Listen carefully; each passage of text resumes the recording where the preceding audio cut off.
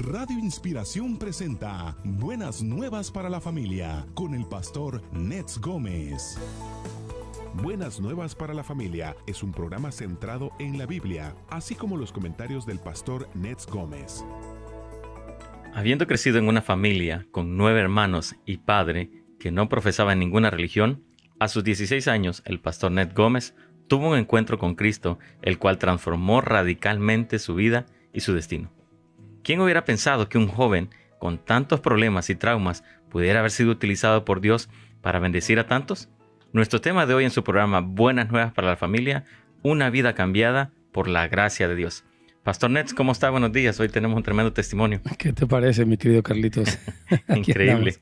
Amén, me da muchísimo gusto pues saludarles a todos en esta semana que inicia. Bendiciones para todos los amigos tanto del canal de YouTube del Pastor Nets Gómez como también aquí de Radio Inspiración. Es un privilegio estar aquí, ya vamos más de 14 años sirviéndoles y le damos gracias a Dios. Y bueno, hoy les comentaba a los amigos de YouTube que nunca había dedicado un programa, habíamos pensado más bien aquí el equipo, dedicado un programa para hablar del testimonio de lo que el Señor ha hecho en la vida de su servidor.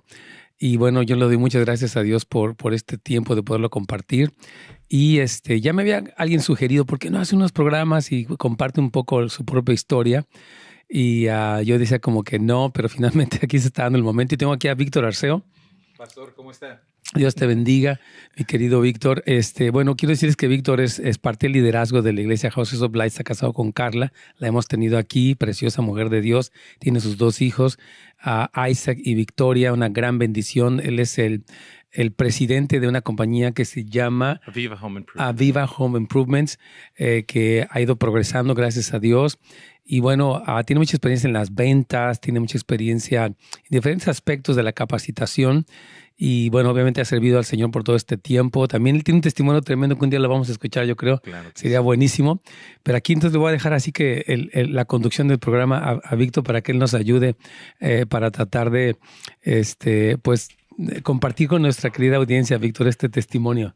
Pastor, es un tremendo privilegio para mí el poder platicar con usted. Mucha gente lo conoce en la radio, en la iglesia, y es un honor. Para mí es un honor el estar aquí con mi papá espiritual, el que nos comparta su vida, su testimonio, ¿verdad? Y lo que el Señor ha hecho en su vida. Bueno, para ir al tema, sí. Pastor, muchos lo conocemos como el Pastor Nets Gómez. 14 años en Radio Nueva Vida con el programa número 1 en la radio cristiana, ¿verdad? Como pastor general de la iglesia Houses of Light, una iglesia que ya por la gracia de Dios tiene 19 años, ¿verdad? Y ha crecido y está apoyando mucho la comunidad de el Valle de San Fernando y también ha sido una bendición para muchos pastores al nivel de California, los Estados Unidos, aún Latinoamérica, papá de la pastora, esposo de la pastora Lourdes Gómez, papá de Ilse, de Sharon, de Danielita también. Y ha sido una bendición para tantas personas y muchos que lo rodeamos a usted, lo vemos como un hombre fuerte, nos desafía a buscar más de Jesús todos los días. Realmente es un desafío ser uno de sus discípulos, ¿verdad? Porque el estándar es alto, ¿verdad? Pero lo que queremos tocar el día de hoy, pastor, es que no siempre fue así. No, totalmente. Entonces el día de hoy queremos saber más de usted. ¿Quién es Nets Gómez? ¿De dónde vino? Usted compartió y yo he oído su testimonio, un hijo de un hogar donde hubo 9 hijos, ¿verdad? 10, de hecho, pero yo era uno de los 10, claro. 10, entonces 9 hermanos.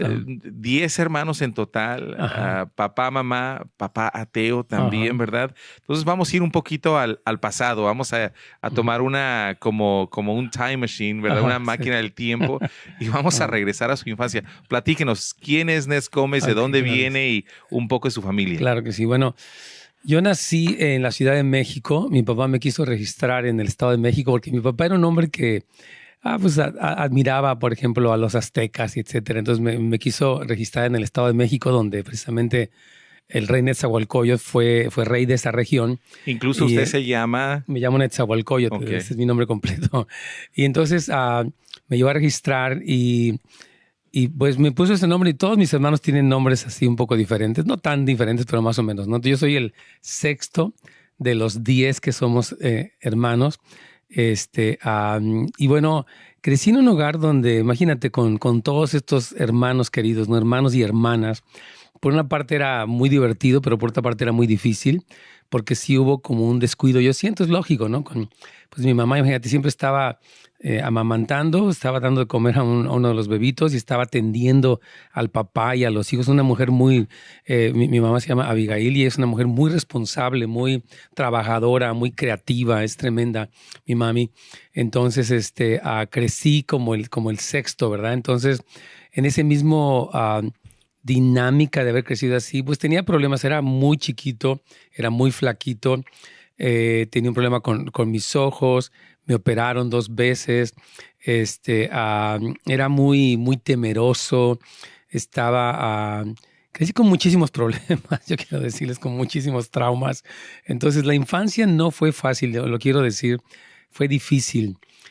Por la condición familiar y lo mismo del descuido, pasé por abuso sexual, abuso emocional, abuso físico un poco. Entonces, la infancia no fue nada fácil. Sí, pastor, yo creo que, y me encanta lo que está compartiendo porque hay mucha gente que lo escucha todos los días en la radio, Ajá. que quizás ellos piensan, bueno, de seguro el pastor Nets es cristiano de cuna, ¿verdad? Quizás tuvo un papá pastor, Sí. alguien que lo hubiera dirigido, pero no es la realidad. No. No fue cristiano de cuna. No, en realidad no hubo muchísimo. O sea, de hecho, mis padres, bueno, yo comentaba, ahora que compartí parte del testimonio durante el Domingo de Resurrección, de que mi papá nos decía que nosotros éramos libres pensadores. ¿Nosotros qué somos? ¿No? Yo me acuerdo que pensamos lo que queremos de lo que queremos. Esa era su filosofía, ¿no? En la vida. Entonces, mis padres no se casaron por la Iglesia Católica, no nos bautizaron, no iban a la iglesia, nunca vi una Biblia. Nunca tuve ningún tipo de contacto con ninguna forma del cristianismo durante toda mi infancia. Lo que sí me acuerdo, Víctor, que fue algo muy particular, es que yo tenía, o sea, nunca me hablaron de Dios, repito, pero yo sabía, hay alguien allá arriba, hay un Dios. Y recuerdo que yo oraba, me acuerdo perfectamente bien de que de niño yo decía, voy a orar, voy a hablar con esa persona de verdad, pero era algo que Dios puso en mi corazón porque era como un deseo de Dios, que obviamente cuando ya entré para mi adolescencia y entré en la etapa más de la rebeldía y empecé a fumar marihuana y a rebelarme contra mis padres y contra todo, como que dejé un poco mi creencia en Dios por algunos años, ¿verdad? Pero sí fue algo que yo recuerdo que a pesar de no haber crecido en un hogar cristiano, algo de la misericordia de Dios me sembró como esa semilla del hambre de Dios. Entonces Dios ya había depositado en su espíritu de que existía algo más, ¿verdad? Sí. Platíqueme, pastor, para aquellas mamás o papás o aún jóvenes que quizás se encuentran, y vamos a entrar un poquito aquí, en una situación donde quizás la dinámica en la casa es una difícil, ¿verdad? 10 hijos en un hogar, un papá libre pensador, ¿verdad? O sea, esa dinámica de una lucha, una esfuerzo por querer encontrar su identidad entre 9 hermanos. ¿Cómo fue eso? Fue muy difícil porque yo sí realmente sentía que no... ¿Cómo explicaré? Entre el abuso y el rechazo y el descuido, sí crecí con una necesidad de identidad. Y fue cuando me empecé a hacer cosas equivocadas, precisamente en esa búsqueda de identidad, de llenar ese vacío, porque me sentía vacío, me sentía incompleto. Sé que vamos ahorita a ir a una pequeña pausa con Radio Inspiración en unos segundos más, pero vamos a seguir platicando, hermanos queridos, esta historia interesante de su servidor. Así que, Carlitos, aquí vamos. Aquí estamos, Carlitos, hablando de este tema, y aquí está Víctor ayudándonos para interactuar. Y sí, estamos platicando ahorita durante la pausa acerca de pues, lo difícil que fue entre el descuido, el abuso, el rechazo, el tanto dolor emocional, como que yo me sentía mal y sí había mucho sufrimiento. Les comentaba que incluso traté de quitarme la vida en algunos momentos. Gracias a Dios, pues no, bueno, obviamente no, nunca hice un intento tan fuerte, aunque sí lo quise hacer, pero era todo este dolor emocional que yo tenía en mi corazón y que me hizo buscar cosas equivocadas o fumar marihuana en un tiempo de mi vida, cuando era joven, desde los como 14 años hasta los 16, en esta como búsqueda de alivio, yo creo, emocional. Sí, y a mí me encantaría que nos platicara, pastor, más o menos las etapas de su vida entre los 2, 3 años a los 7 años. ¿Cómo fue su relación con su papá? En cuestión de, usted mencionaba fuera del aire que no era un hombre muy afectuoso, que no abrazaba, no daba muchos besos. Platíquenos un poco de él. Quiero saber un poco más de su papá y también cómo eso le afectó a usted. Ya. Bueno, repito, mi papá era una persona estricta que creció, venía de un hogar pues también disfuncional, como muchos, como todos los hogares, yo creo que tenemos una medida de disfuncionalidad. Entonces, aunque era muy trabajador, repito, era un buen proveedor y quería mucho a mi madre, que siempre ha hablado de que él le mostraba. Yo tengo recuerdos muy, muy bonitos de él llevándole flores o llevándole al cine, ella arreglándose muy bien para ellos dos irse. O sea, ese afecto hacia mi mamá, pues sí era muy notorio, pero sí con nosotros era un poquito esta vara rígida. Pues era un poquito como que a la antigüita, ¿no? Yo creo que en los 60s, la educación era... Pues bueno, han dicho así que la letra con sangre entra, ¿no? O sea, como que te vamos a dar para que aprendas, ¿no? Y como que se infundía mucho miedo en los hijos, ¿no? Era como que te voy a intimidar para que ni se te ocurra, ¿no? Entonces, yo crecí con eso y yo creo que también tenía mi propia necedad, mi propia rebeldía que provocaban que hubiera un choque fuerte entre mi papá y yo.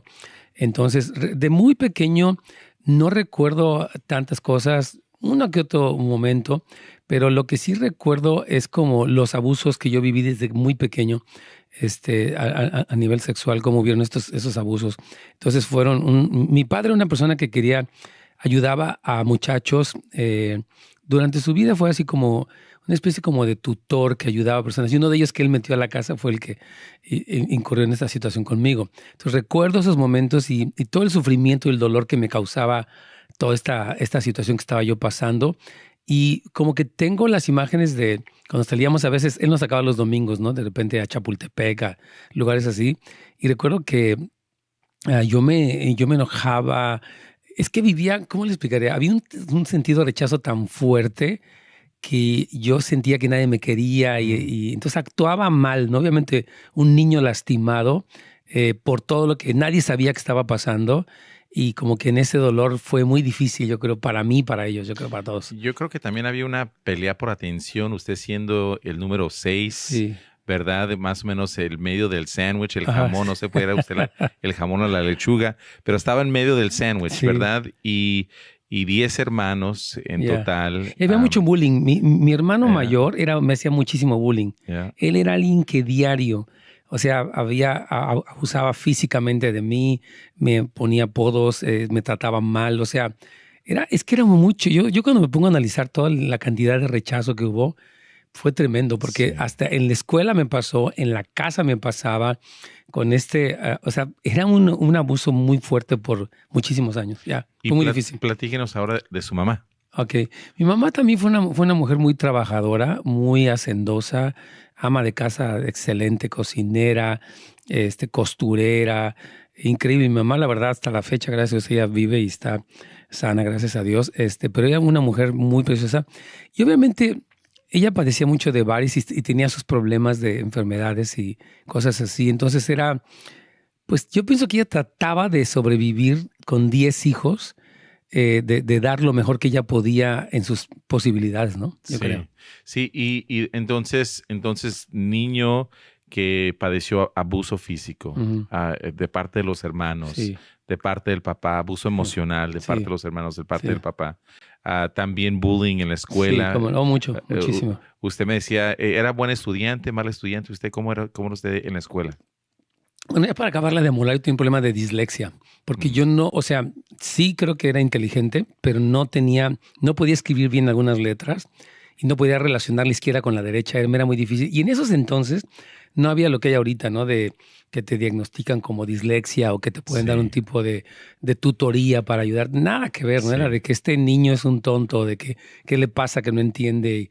Y recuerdo, ¿verdad? Que yo llevaba la plana de la letra R y la hacía al revés y era así como que, ¿por qué haces esto, no? ¿Y por qué no piensas, no? Algunas veces las divisiones también, por razón de la izquierda y la derecha, me costaban trabajo. Entonces, la dislexia en ese tiempo fue todavía añadía más del peso y de la dificultad con mi propia vida. Era Más terrible. que tenía un problema físico de los ojos, Sí, sí, tuvo sí. que ser operado, ¿verdad? 2 veces. ¿Cuál era el problema físico? Tenía extravismo. Extravismo, Sí, ¿verdad? Entonces, físicamente había problemas, Sí. emocionalmente había problemas, Sí, no, ¿verdad? era terrible. Abuso físico, Sí. abuso emocional. ¿Eso qué causa en su corazón? No, pues causa amargura, complejos, dolor emocional, causa una búsqueda, como yo decía, de bueno, o sea, como que cuál es el sentido de mi vida o tal vez no vale la pena que yo viva. O sea, recuerdo las crisis de mi preadolescencia y todo, en este mundo tan hostil que yo sentía que vivía, que no había nada, salvo lo que encontraba un poquito de alivio, recuerdo que era el arte, porque como tenía una habilidad muy buena para dibujar y varias cosas así, como que en ese sentido encontraba un poquito como de realización, ¿no? De que, oh, tengo esto que me gusta y de alguna forma, ahora sí que I cope with, como que lidiaba un poco con esas cosas dibujando y dedicándome a eso. Ese era como un escape para mí durante mi infancia. La primera vez que intentó suicidarse, ¿cuántos Ujú. años tenía, más o menos? Es como 5 o 6 años. 5 o 6 años. Ujú. ¿Qué lleva a un niño bueno, oímos eso, Ujú. pero ¿hasta qué punto estaba usted en ese momento donde de repente a los 5 años comienza a decir, mi vida no vale lo Sí. suficiente, estoy deprimido, Sí. triste, Sí. me voy a quitar la vida? Sí, ¿Y como que no vale la pena que ¿Qué vivas. es lo que lo detuvo en ese momento? ¿Qué es lo que lo llevó allí? ¿Y Yo creo que qué fue es el lo que- miedo, Ujú. fue Dios. Bueno, en primer lugar Dios, yo creo. Y en segundo lugar como el miedo, ¿no? De que, o sea, como que no sabía qué iba a pasar o cómo es que, no sabía cómo hacerlo. Estaba muy Sí. chico, ¿no? Entonces como que fueron esos momentos. Yo creo que había un fuerte autorrechazo Sí. hacia mi persona, como que es que el abuso que las personas viven durante las etapas de la infancia marca muchísimo.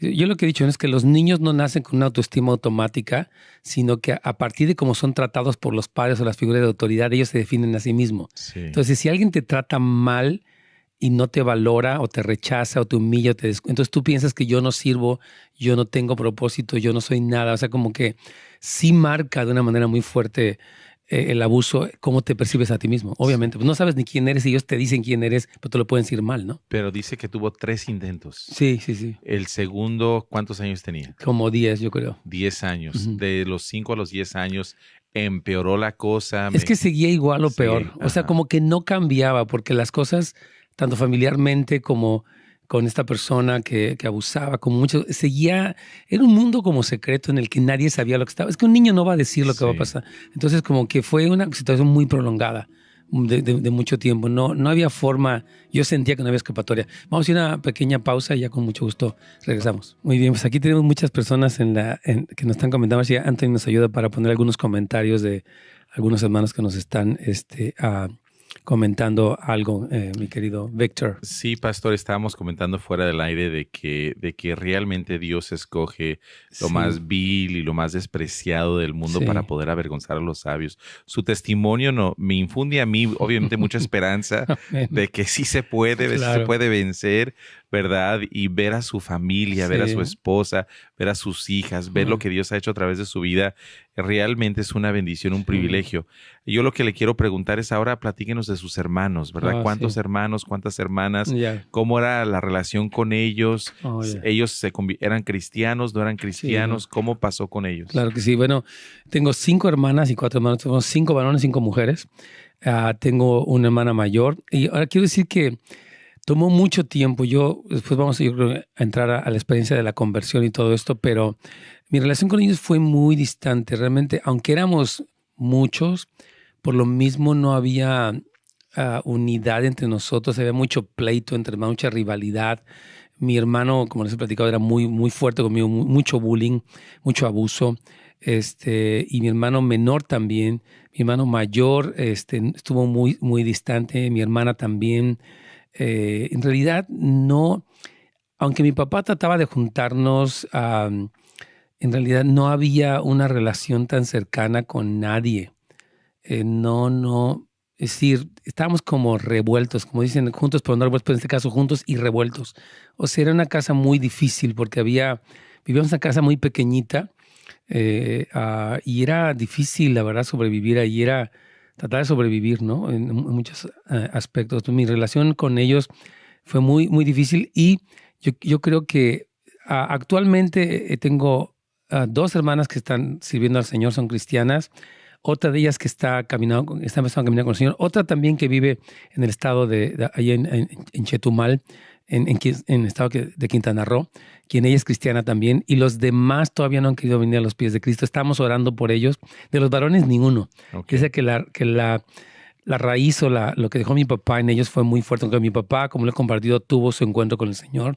Ellos actualmente no profesan ninguna religión, yo creo, ni mucho menos. Aunque mi hermano, uno de ellos está acercándose a la iglesia, otro ha ido, pero no han tenido una vida cristiana vibrante todavía, aunque no nos hemos cansado de orar y yo sé que voy a verlos venir a los pies de Cristo. Estoy seguro de eso. Sí, entonces, tremendo, pastor. Entonces, como un joven que está buscando su identidad, usted comienza a llenar ese vacío a través de la marihuana, ¿verdad? Muchos no sabían ahora, ¿verdad? Que el pastor Nets fumaba marihuana. Sí, en cuando algún tenía tiempo. 14 años. ¿Cómo llegó ese momento donde usted comienza a experimentar con las drogas? Pues era como, era un joven, ¿no? Creciendo solo, descuidado con los amigos, las malas compañías, obviamente, corrompen las buenas costumbres, como dice la Biblia. Y ahí, ¿no? Y en la misma preparatoria estaba muy de moda el tiempo de los hippies y todo esto, y pues era como lo normal, ¿no? El paz y amor de todo. ¿Tenía su pelo largo usted también o no? Un poquito largo, sí. Sí lo tenía. Y me vestía así muy de acuerdo a la época de ese entonces. Pantalones de campana. Todo, totalmente. Sí, Camisas pues, de jerga. zapatos todo. de plataforma. Un poco también. Ok, y su puro de marihuana. Sí, pues sí. Sí había eso y y era como lo cool de los jóvenes, yo creo, ¿no? Que es como lo que todo el mundo hacía.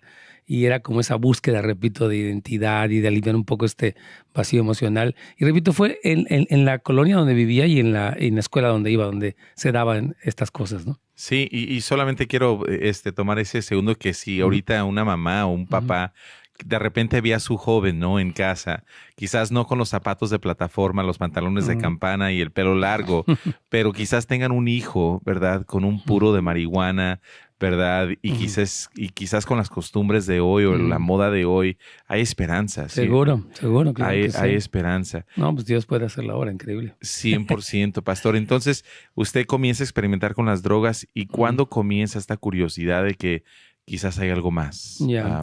Bueno, siempre había un hambre, como les he dicho, siempre tuve un deseo de buscar al Señor, aunque no sabía mucho de Él. Ya cuando entré a la preparatoria y había un poco toda esta cuestión del marxismo, lo que aprendimos, etcétera, como que empecé a tomar estas ideologías. Y la primera vez que me comparte la palabra el hermano, o sea, un amigo de mi hermana, Juan Manuel, el papá de Benjamín, yo me resistí un poco. Él me invita a una casa donde había una reunión, en la casa del doctor Aurelio Arrache. Algunos lo conocen, él está en Mexicali. Ya es mayor, pero todavía vive, según tengo entendido. Y voy a esta casa y me hablan, escucho un mensaje y esa noche, cuando no entendí mucho la prédica ni las alabanzas, pero sí entendí el llamado que él hizo. Él dijo, si tú te sientes vacío, y empezó como a describir específicamente cómo yo me sentí en ese momento.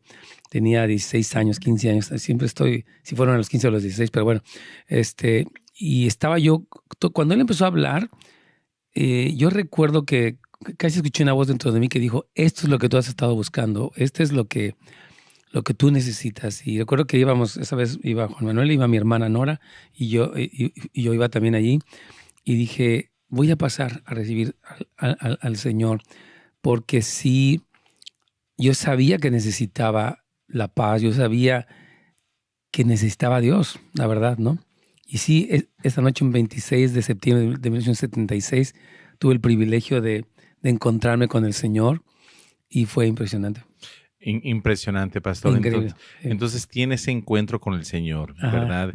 Antes de entrar allí, quiero hacerle 2 preguntas. Número 1, ¿qué consejo le tiene a un papá ahorita que tiene un joven que quizás se parece como el pastor Nets Gómez a los 15, 14 años?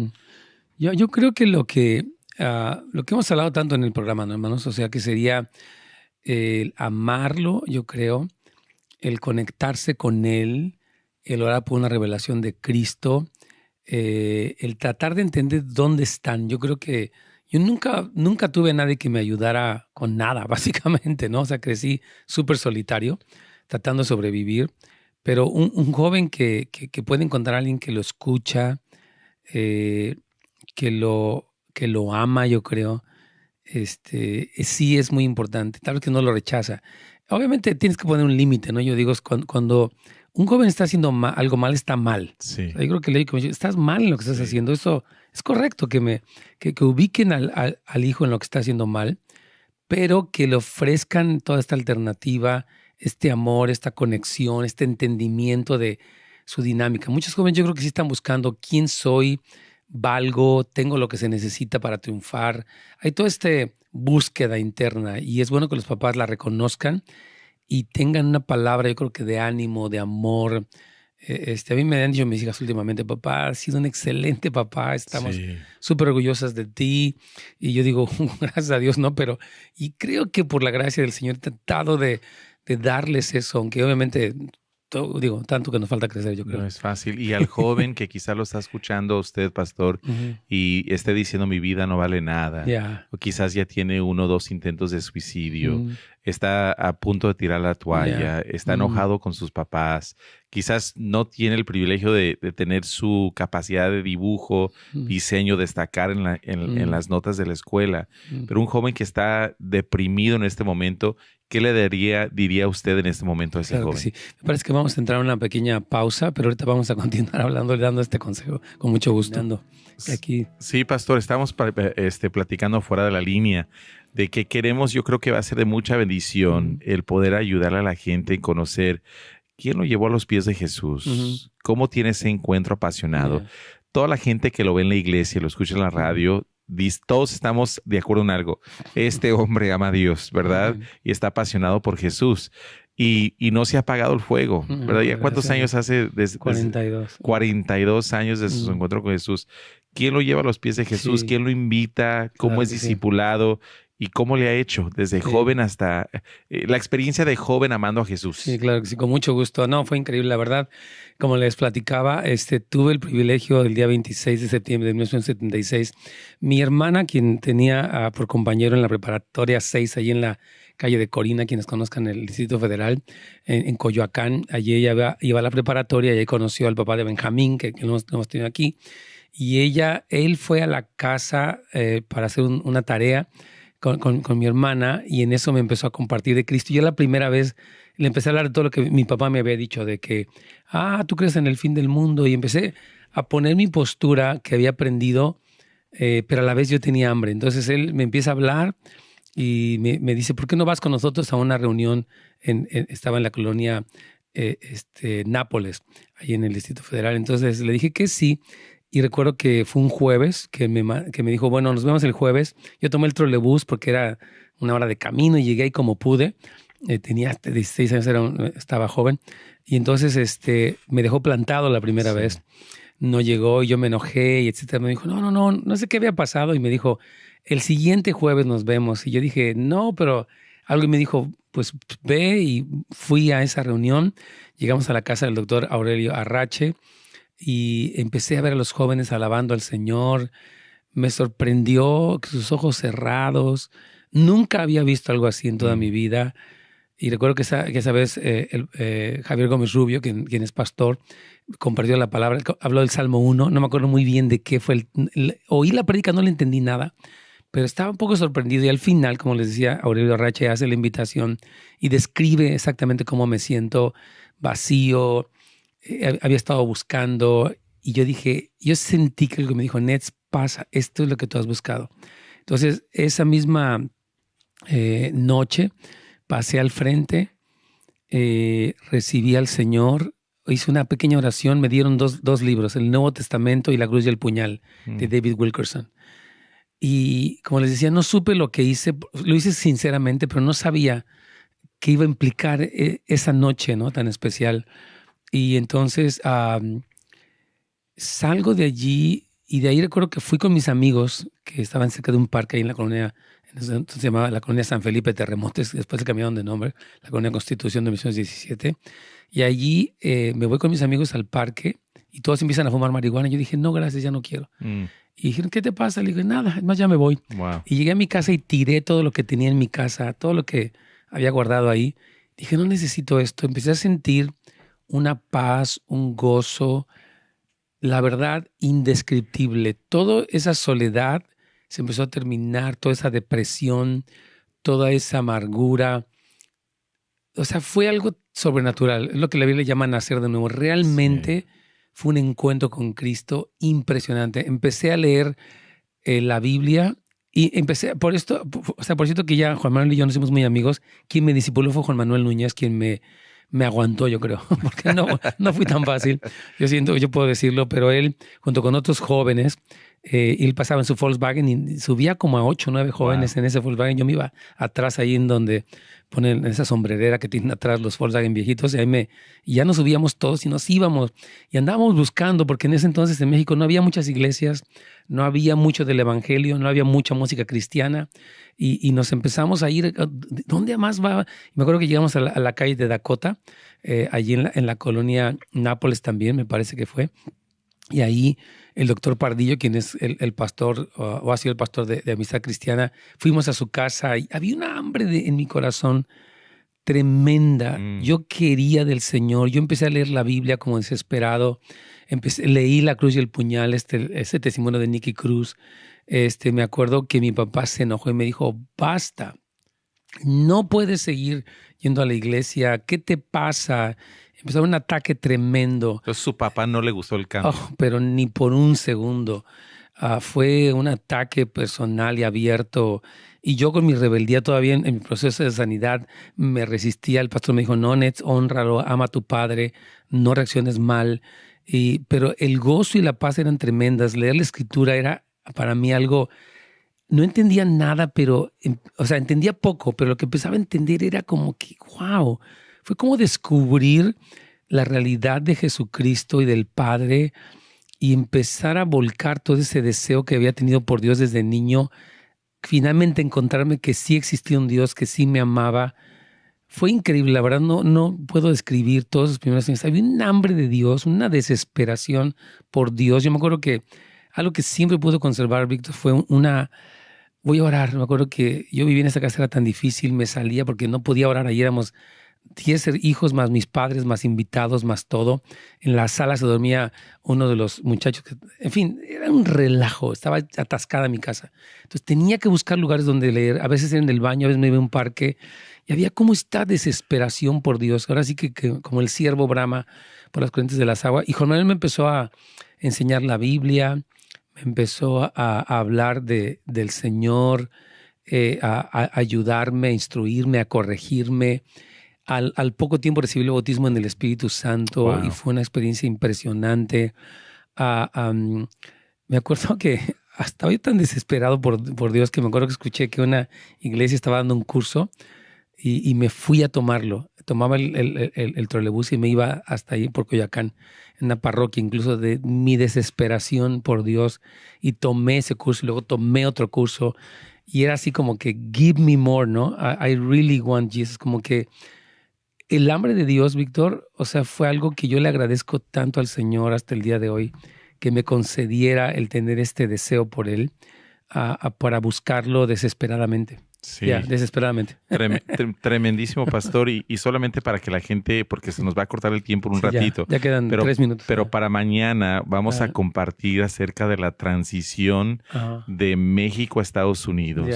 Del proceso de ya casarse como un joven, amando a Jesús, sirviendo en una iglesia por 20 años. Y luego viene el shock de que tiene que venirse para Estados Unidos y el cambio de cultura, el tener que trabajar, ser esposo, ser papá y todos los desafíos que implica ser un pastor, ¿verdad?